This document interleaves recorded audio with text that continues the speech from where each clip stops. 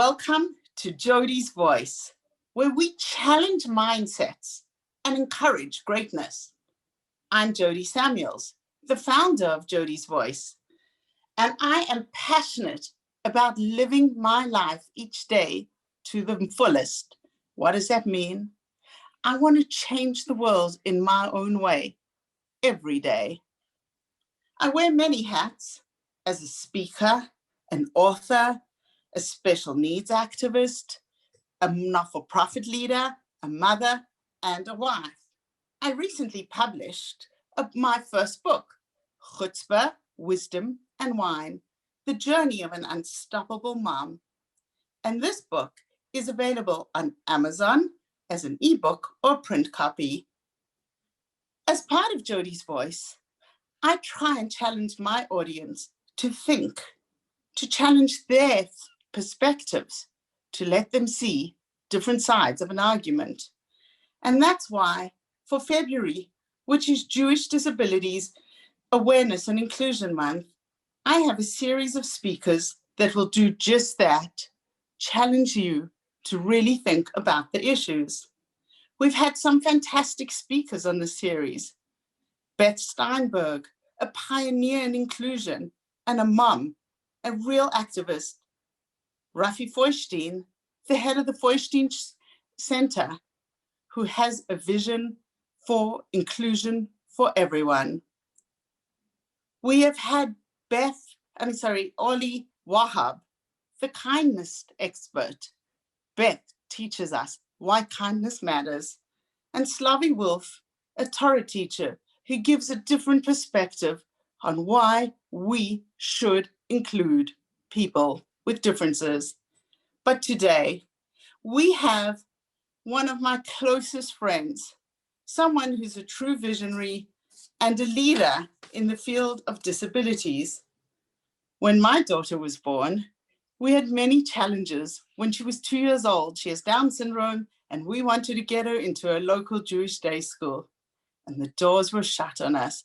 We were locked out of school, locked out of community. And the first person I called was Richard.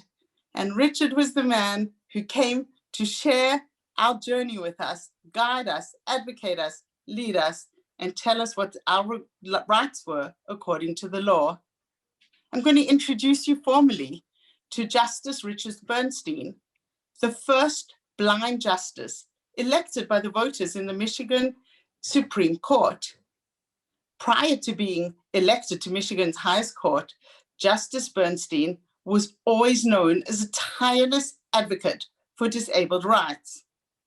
Blind since birth, he was a Pi Kappa alumni of the University of Michigan. He got his Juris Doctorate from Northwest University School of Law. He is always committed to action. Justice Bernstein's cases have set national standards for protecting the rights and safety of people with and without disabilities.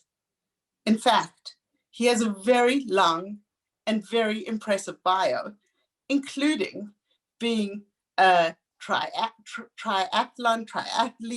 He's competed in multiple marathons, but really, Richard is someone who is just simply a true inspiration of what is possible regardless of your challenges in life.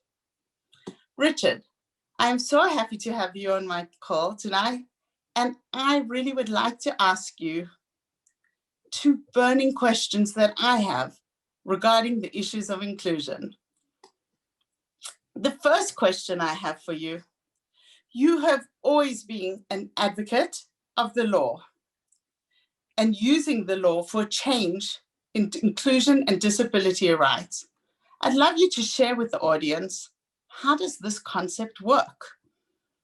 Well, Jodi, first off, I love this podcast and I love you and I love your family. And I think what it really comes down to is life experience. When you're talking about a judicial situation or you're talking about a legal situation, the way that I serve as a judge is to use the life experience that God gives us. And I have come to realize that the more challenge, the more struggle, the more hardship, the more difficulty that a person is given, the more merciful, more understanding, more compassionate, more empathetic, and more able to connect with the challenges and hardships and difficulties that those who come before my court have to face. So I would simply say that looking at the question the way that you phrased it, it really comes down to, from a Jewish perspective, our life experiences. And I believe that our life experiences are given to us for a reason, and they're given to us for a purpose. But it's up to us to do something with it. Because ultimately, Jodi, I've come to realize through my travels and through my life, why else does Hashem give us these experiences or give us these challenges? Life isn't always about being happy. It's not always about smiling. It's not always about finding joy. But I think what you come to find with people like me and people like your family is that even though our bodies know struggle and hardship, and even though we have frailty of the flesh, what I think you find from people who struggle or people who face adversity is one common denominator. You find that we and our families are the most resilient, empowering people that you'll come to find, because we have to be strong and we have to keep going. And I think it's that resilience that we have that allows for us to ultimately achieve, but ultimately experience. And really, Jodi, what it comes down to is we're able to live our lives with a sense of mission. And when you have mission, that translates to purpose, it translates to focus, but it goes back to what the ancient Greeks used to ask when a person would conclude their life. They would sum up their life by asking one question: was this a person who lived with passion? And I think it's fair to say that most people with disabilities and their families are people who have to live with that very fact. Okay. And Richard, you are a blind lawyer. You're extremely successful. You're a judge. And as I mentioned before, you've even managed to run compete in how many triathlons? I've been blessed to have the opportunity. Yeah, well, I've been able to complete 24 marathons and a full Ironman. Wow, amazing. And my question to you is, how did you manage to navigate a world that has essentially not always been especially embracing to inclusion? We live in a world that we've learned to be politically correct. We live in a world that people, maybe the law might advocate for what's right, but at the end of the day, we know that society doesn't really celebrate the diversity of human beings. They don't celebrate people with disabilities. They don't look at an individual like you and go, or any person with disabilities, and say, wow, I wonder, could this person truly be an equal to me? Could they bring something to the table? So how did you manage to be as successful and navigate this world? So Jodi, I think it comes down to this simple fact, and I think it's something that you and Gavin and the rest of the Samuels family have known for a very long time. I think that you know very much, and I think Kaylee knows very much what she can accomplish and what she can do.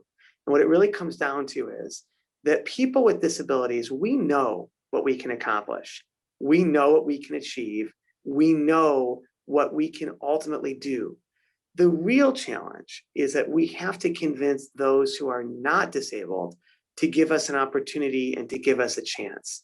That's really what it is that simply we know what we have the potential of doing. We just genuinely need other people to give us the opportunity to do what we've been put here to do.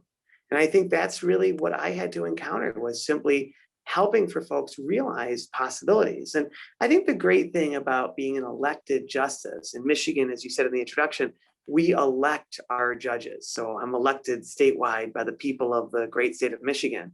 And I think what that taught me was something really important. And it was the idea that if I had to go in front of a merit selection committee in which people would ultimately decide whether or not I could serve as a Supreme Court justice, I don't think I would have gotten the position.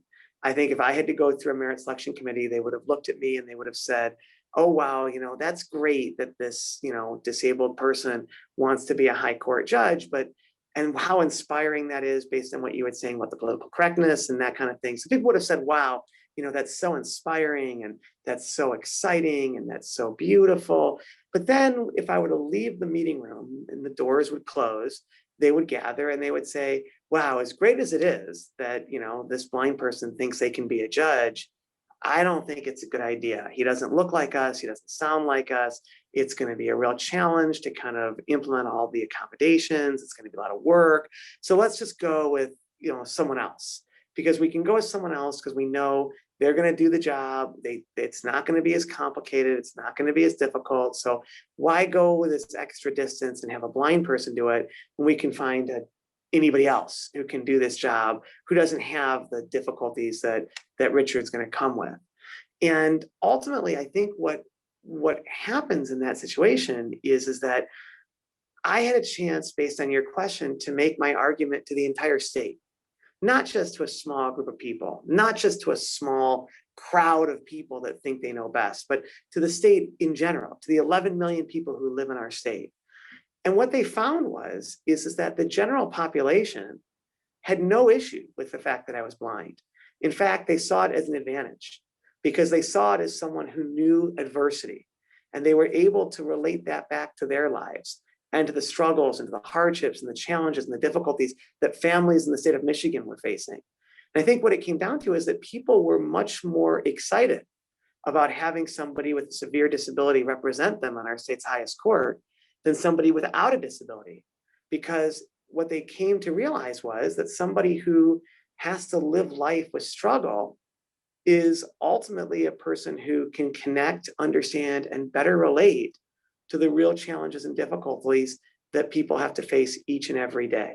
So, I mean, Jodi, I think what the focus really is of our entire conversation is that in my situation, just like a school, just like dealing with Kaylee at the schools and those kinds of things, is that, if the Michigan court system had been given a choice as to whether or not they'd let me be on the court, they probably would have said, no, it's going to be too difficult.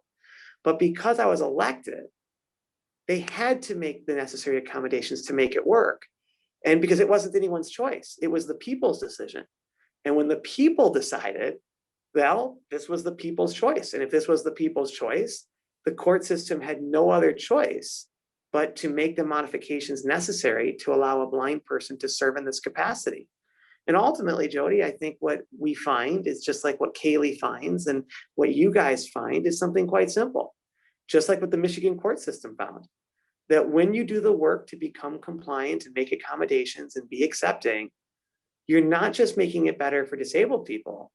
I would venture to say that people will say that the Michigan court system functions better for everybody, because the kind of things that you do to allow for a blind person to succeed make it better for anyone who's practicing or participating in the court system to be benefited. Okay, well, thank you for that, because it's an insightful answer to the question. And I am going to remember that as my guide, as a guide for me when I'm contemplating these issues for my daughter. Richard, once we have you on the call, may I ask you an extra bonus question? Because I'm just curious, how has the pandemic affected you and people like yourself, someone with disabilities, living in the world this last year under such unusual, unprecedented, and unplanned for circumstances? I'm so glad you asked that question, Jodi. And I want to preface it by saying that, I understand how serious and significant the coronavirus is. 5 of my very close friends in the state of Michigan died of corona. So I am very cognizant and very aware of how dangerous and how serious this virus is, considering that there are 5 people that I was very close with who are no longer with us due to corona. I say that because I think for a person who is blind, Jodi, the way that we experience the world is through people. Everything we do exists through people. Every experience I have comes through people, comes through connection. There's simply no way that a person who is blind like myself can live alone, can be alone, can socially isolate, because simply every single thing that I do has to involve people. There's nothing that I can do in which people are not part of it. And if you take people out of that, for all intents and purposes, you make it impossible for a person like me to live. Everything from crossing the street to, there's literally not a single thing that I do that doesn't involve human contact. Literally not a single thing. And ultimately, the way that I experience the world is exclusively through people. And I think that what I would say as it pertains to kind of the pandemic and where things are today as we kind of experience this is, I think we have to approach it with a certain balance. We have to have respect for the dangers and hardships that the pandemic is causing and the loss of life that it causes. But at the same time, there has to be a balance. And I just want to kind of conclude with, I think something that really resonated with me is I was in Miami and I was walking in Miami Beach. And as I was walking, for whatever reason, right by the sea, they had two sidewalks. They had a sidewalk that was an upper sidewalk and a lower sidewalk. And there was about 5 feet between the two sidewalks. And there wasn't a guardrail that existed at the upper sidewalk. And as I was walking, unfortunately, I didn't, my cane didn't detect the fact that there was going to be a 5-foot drop off to the lower sidewalk that was by the seawall. And I fell. And it was kind of a bad fall. It wasn't a simple fall, it's a 5-foot fall. And thankfully, I was completely fine, no injuries, no problem, totally fine. But I realized something right at that moment.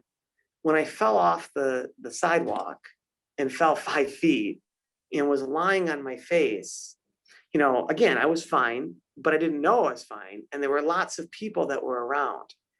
And people were simply too afraid to come to be of assistance because they have been so conditioned to stay away from everybody. And people have become so conditioned to see everybody else as a threat that even when a blind person walks off a cliff and falls face down on the sidewalk below, people were paralyzed in fear and weren't able to come to render any sort of assistance or help, not because they didn't want to, but because they were afraid. And I'll just simply say, I think what I've come to realize is at that point, we have to ask ourselves, has the pendulum gone too far in a single direction? Have we lost the balance at that point? And, just to simply say, so now I'm in the Middle East and I came to the Middle East. I'm currently in the United Arab Emirates. And what's great about the Middle East is that here, there's a different sense of community, a different sense of culture. In fact, whether you're, a student of the Torah, whether you're a student of the Bible, or whether you're a student of the Quran, they all say the same thing. They all say that people who are challenged, that people who struggle, it's really quite beautiful how the Quran puts it. It says they should never be left alone, that you should never leave them alone. And what it means is that when you see someone who is struggling, you must always come to their aid and must always be there for them. And what's beautiful about being here in the Middle East is that the culture simply doesn't allow for social distancing. And people take precautions, they wear masks, they do those kinds of things. But what people won't do is they don't see you as a threat. They don't leave you by yourself. They will always come to you to help you cross the street. They will always be there to be of assistance. They will always be there to be helpful. They will never distance themselves from you. And I think we can learn a lot from the Middle East in the United States, which is to say that, yes, ultimately we respect Corona. We recognize its dangers. We recognize how deadly it ultimately is. But I think, Jodi, as a disabled person, as a blind person, who loves life and who loves people, I think we have to ask ourselves at a certain point, we have to simply say that, yes, this is something we have to live with, but how are we going to live with it? And what kind of world we want this to be? And again, what it comes down to, what is good for the disabled is good for everybody. Also, what is bad for the disabled is bad for everyone. And we simply can't live in a world where people can't render assistance, can't come and help you, can't hug you, can't touch you, can't be close to you. That's simply not a world that we can live in. And I think ultimately we now have to readjust the pendulum to allow for the balance to be appropriate. Thank you, Richard. I'm glad I asked that question for your perspective. And ladies and gentlemen, you're on Jodi's Voice, a place where we challenge mindsets and inspire greatness. The series with all these speakers is available on Jodi's Voice, on our website, Jodi's Voice on Facebook, and Jodi's Voice on Instagram. We would love to see you on our pages to join our email list. And if you would like to get a copy of my book, Chutzpah, Wisdom and Wine, The Journey of an Unstoppable Woman, it's available on Amazon. And I promise you, there are many talks in there that will influence your perspective about disabilities. And with that, I just want to say a huge thank you, Richard, and good afternoon to everyone. Thank you.